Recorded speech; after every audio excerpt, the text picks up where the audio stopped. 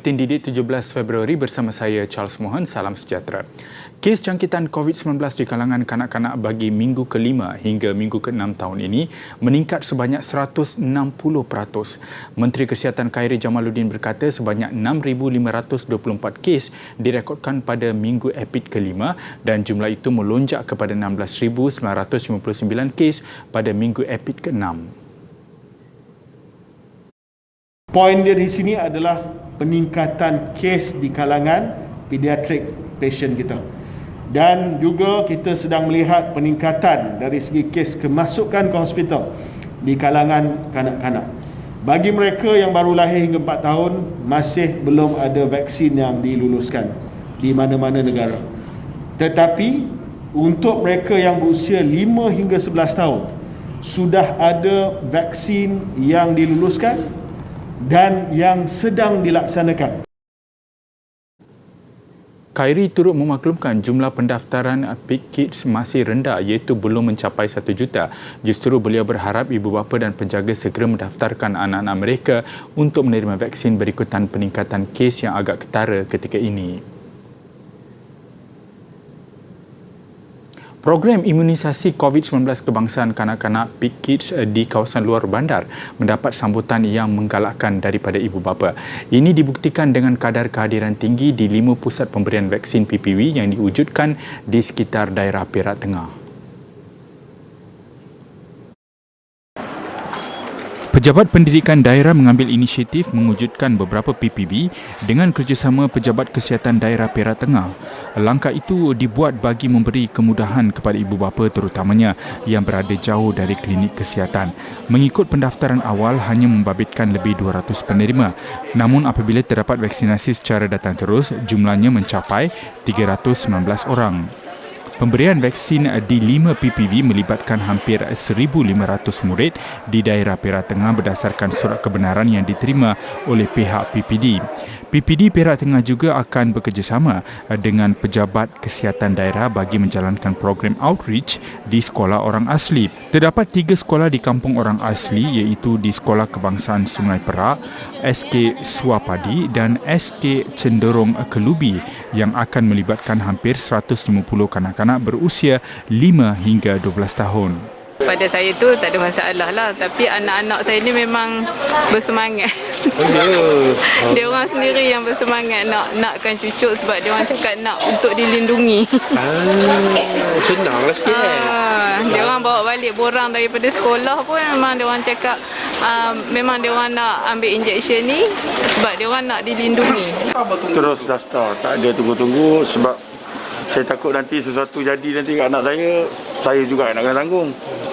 So kerajaan bagi inisiatif macam ni, so kita ambil dulu lah. Tak ada tunggu-tunggu apa lah.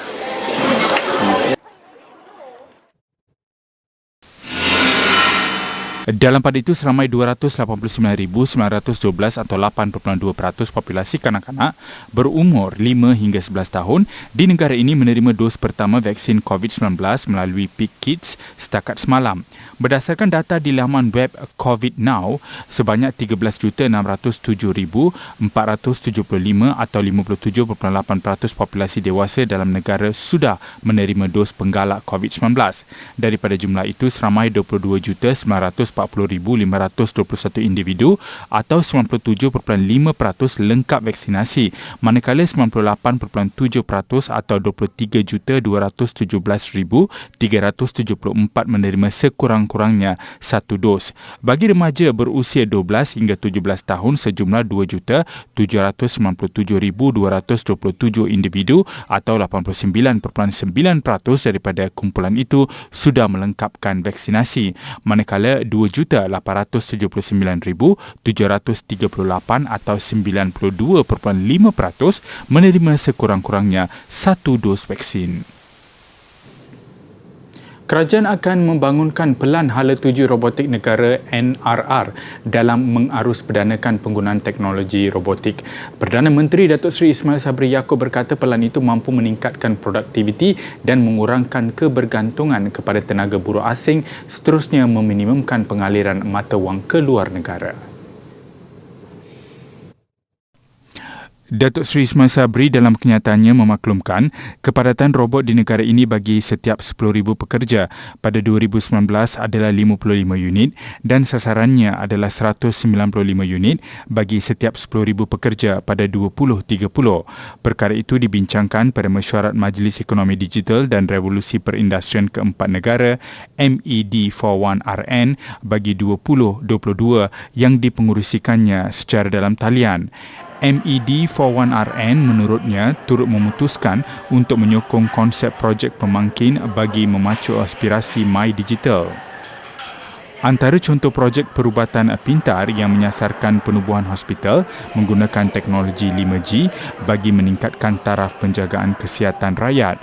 Mesyuarat itu turut membentangkan kemajuan dan pencapaian beberapa inisiatif yang dijalankan sebelum ini, antaranya Pelan Jalinan Digital Negara Jendela. Datuk Seri Ismail Sabri berkata keberhasilan My Digital akan menjadi penentu kejayaan pendigitalan keluarga Malaysia seperti diharapkan menjelang 2030.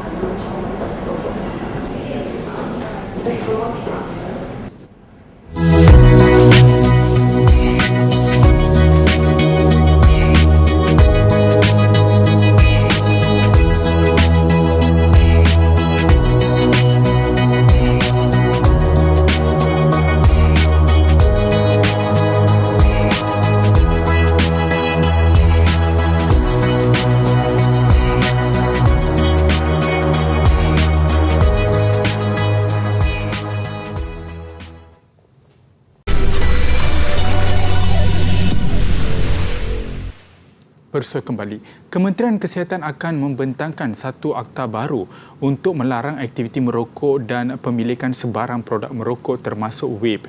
Menterinya Khairi Jamaluddin berkata pelaksanaan akta itu nanti akan mengurangkan jumlah perokok baru dan seterusnya akan tiba satu masa tiada lagi perokok di Malaysia.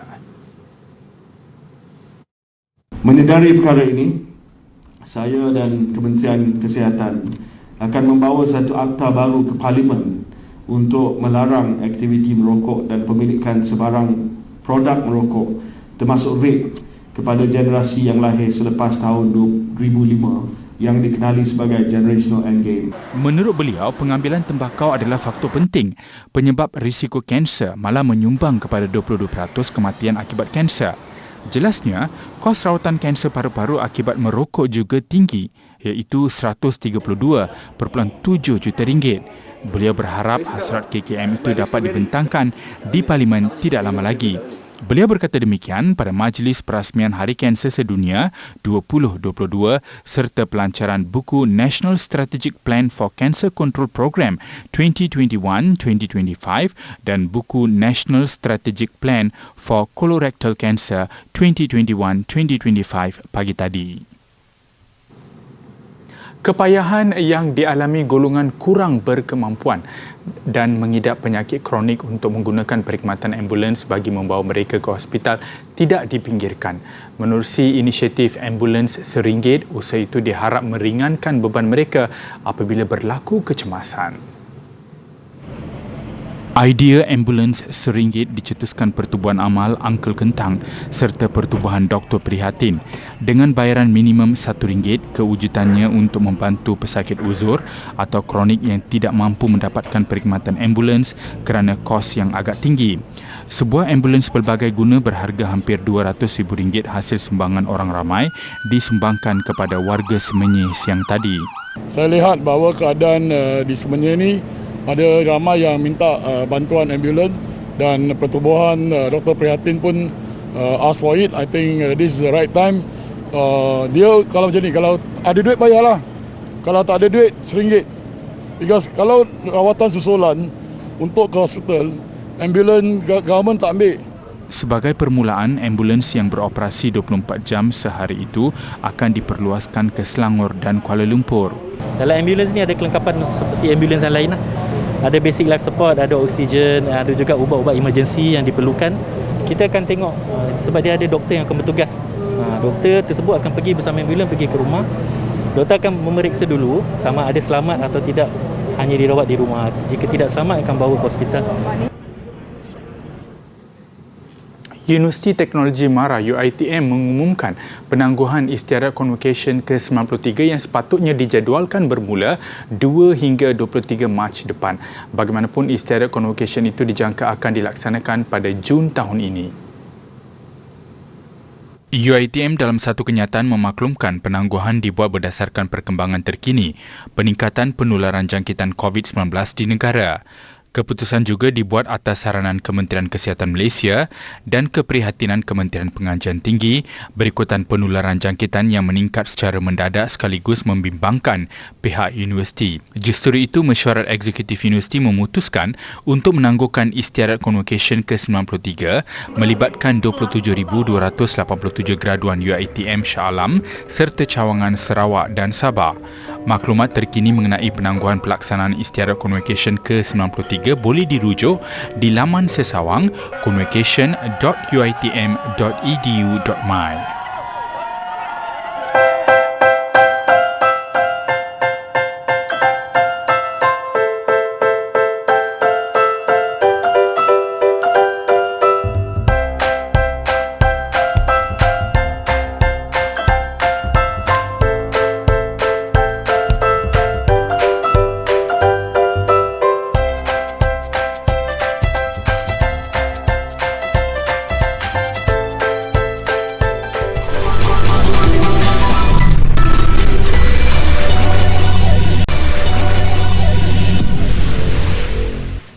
Bahasa Melayu pernah diiktiraf sebagai lingua franca pada abad ke-7 sehingga abad ke-19. Justru usaha memartabatkan bahasa Melayu perlu sentiasa diperkasakan agar sentiasa mekar di persada tamadun dunia biarpun di arus modernisasi dan penguasaan tegur bahasa Inggeris. Dalam perbincangan sembang tamu Bahasa Melayu di Persada Dunia oleh Dewan Bahasa dan Pustaka, Pengarah Bahagian Hal Ehwal Korporat Universiti Pertahanan Nasional Malaysia, Profesor Madya Dr. Jessica Ong Hai Lew melihat bidang pendidikan sebagai jambatan penting dalam memartabatkan bahasa Melayu di Persada Dunia. Program pertukaran pelajar antara contoh program yang dapat memperkenalkan bahasa kebangsaan kepada rakyat luar. Pertandingan antarabangsa pidato bahasa Melayu juga harus dipergiat dalam mengembangkan potensi pelajar luar berkomunikasi dalam bahasa Melayu.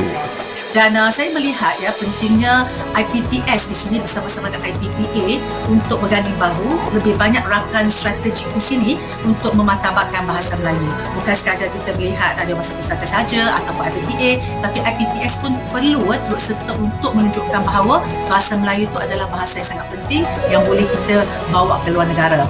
Pada zaman kegemilangan zaman Kesultanan Melayu Melaka, bahasa Melayu dituturkan oleh semua pedagang dari Arab, Cina, India dan Eropah. Ketika itu, bahasa Melayu dianggap sebagai bahasa perpaduan dan bahasa komunikasi antarabangsa. Dianggarkan lebih 300 juta orang di seluruh dunia boleh bertutur dalam bahasa Melayu. Ironinya kini, perjuangan memperkasakan bahasa Melayu dilihat tidak lagi sehebat dulu. Kini bahasa Melayu dianggap tidak setanding dengan bahasa lain. Malah bahasa Inggeris dianggap lebih penting selari dengan kemajuan dan peredaran masa. Kita memartabatkan bahasa Melayu hari ini cukup besar cabarannya nak dibandingkan 10-20 tahun yang dulu. Sebab apabila telah banyak cabaran media sosial dengan digitalan dan dunia tanpa sepadan, jadi kita melihat dengan perbezaan bahasa-bahasa yang digunakan dengan semakin ringkas lagi bahasa yang kita gunakan, dan bukan setakat anak muda saja tapi telah pun menjangkiti warga yang mantan muda. Sebagai mahkota sesebuah negara, bahasa Melayu seharusnya dikuasai oleh rakyat negara ini terlebih dahulu di semua peringkat umur. Bukan hanya pemimpin dan cendekiawan, usaha memartabatkan bahasa Melayu itu perlu bermula dengan usaha semua pihak dan diangkat dalam pelbagai sektor di negara ini. Selanjutnya, saya kira seandainya kita boleh tubuhkan selain daripada di bawah Dewan Bahasa atau berlain daripada Dewan Bahasa, kerajaan telah tubuhkan Dewan Bahasa dan Pustaka, sudah ada Institut Terjemahan Buku Malaysia, ITBM. Barangkali kita boleh cari satu kaedah di bawah Dewan Bahasa, diwujudkan satu jabatan yang baru, satu jabatan atau satu unit yang baru, iaitu Bahasa Melayu Antarabangsa, untuk kita memudahkan gerakan bagaimana proses pengantarabangsa ini dilakukan dengan dana yang cukupi. Dengan dana yang cukupi, berperanan berfungsi seperti UC, seperti British Council, seperti Institut Gandhi. Seharusnya kita sebagai rakyat Malaysia berbangga kerana bahasa Melayu antara 20 bahasa yang dikategorikan dan diberi taraf bahasa rasmi daripada lebih 6,000 bahasa yang masih diguna pakai pada masa kini. Perbadanan Pengurusan Sistem Pepejal dan Pembersihan Awam SWCOP melancarkan kempen Read and Reuse. Kempen ini menggalakkan orang ramai menyumbang bahan ilmiah seperti buku bagi membantu meningkatkan ilmu pengetahuan komuniti dan membentuk masyarakat rajin membaca.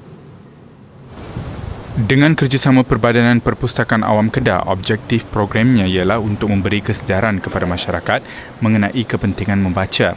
Daripada disimpan tanpa diguna atau dibuang begitu saja, lebih baik bahan ilmiah yang dimiliki disumbangkan untuk kembali digunakan. Secara tidak langsung, ilmu daripada bahan bacaan itu dapat dimanfaatkan.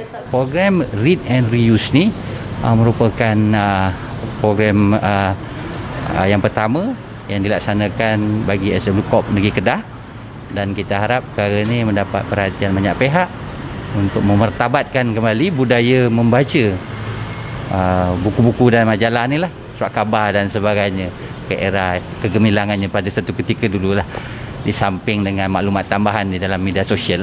Sejak dimulakan pada 7 Februari lalu, lebih 900 buah buku berjaya dikumpul. Ia termasuk 500 buah buku yang akan dilupuskan oleh pihak perpustakaan. Bahan bacaan yang terkumpul itu akan diletakkan di suluk bacaan di 42 agensi kerajaan seluruh Kedah. Bagi bacaan kanak-kanak, ia akan diedarkan kepada 441 sekolah yang mempunyai murid prasekolah. Buku-buku yang berat kandungan dia buku-buku yang santai sajalah, novel, cerpen, komik. Jadi sebab kita tahu apa orang ramai yang datang ke jabatan-jabatan tu dia tak akan lama berada di situ, dia mengambil tempoh yang singkat saja. Jadi kita letakkan buku-buku yang bersesuaian lah dengan tempoh masa dia orang berada di situ. Bagi orang awam, mereka memuji inisiatif ini dalam usaha memartabatkan lagi budaya membaca dalam kalangan masyarakat. Pendapat saya baguslah rancangan diadakan, sebab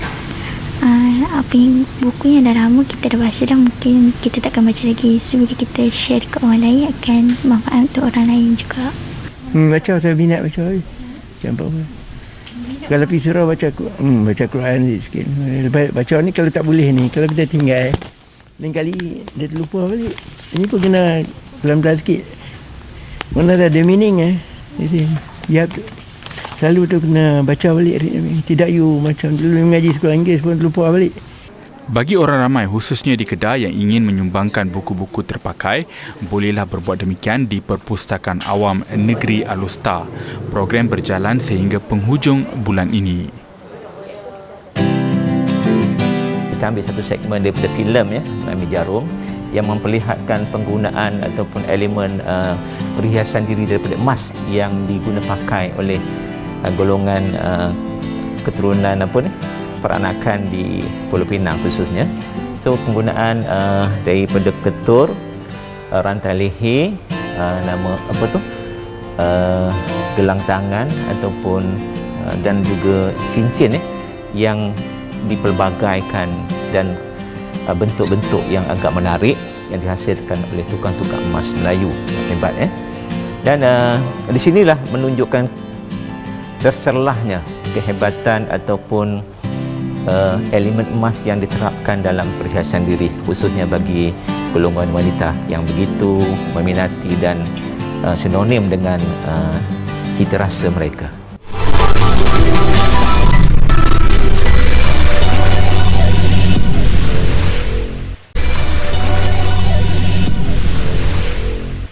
Bersama kembali berita sukan. Kejuaraan bawah 23 tahun AFF di Kemboja. Juara 2005 Thailand membuka tirai kempen kumpulan C dengan kemenangan 3-1 ke atas Singapura. Thailand mempunyai kekuatan penuh sementara Singapura pula hanya dibarisi 17 orang pemain sahaja akibat jangkitan COVID-19 masa perlawanan sulung kumpulan C.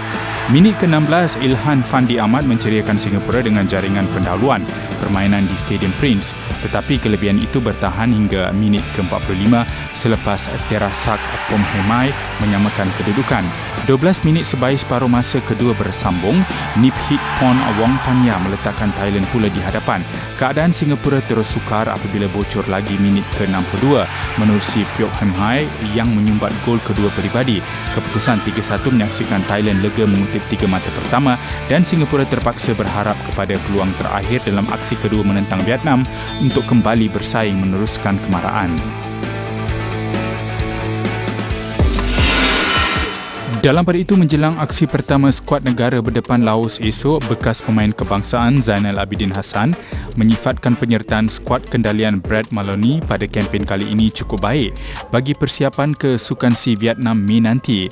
Jangan hanya melihat kepada masalah yang melanda berikutan jangkitan COVID-19 menyebabkan dua pasukan menarik diri dan menjejaskan persiapan beberapa pasukan lain, tetapi impak positifnya kepada buat 27 pemain yang disenaraikan di mana 10 daripadanya beraksi pada kelayakan Piala Asia 2022 di Ulaanbaatar, Mongolia, Oktober lalu.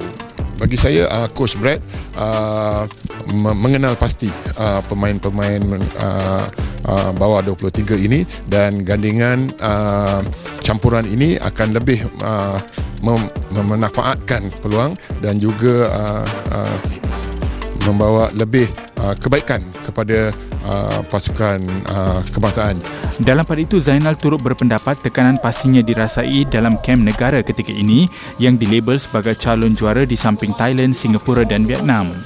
Bagi saya, tekanan mesti ada, memang tentu ada kepada pasukan dan pemain-pemain, tetapi confident level mereka mesti ditingkatkan dengan laluan yang seterusnya menentang Laos, dan bagi saya yakin mereka mempunyai confident yang lebih dan dapat menunjukkan mutu permainan yang baik menentang Laos ini.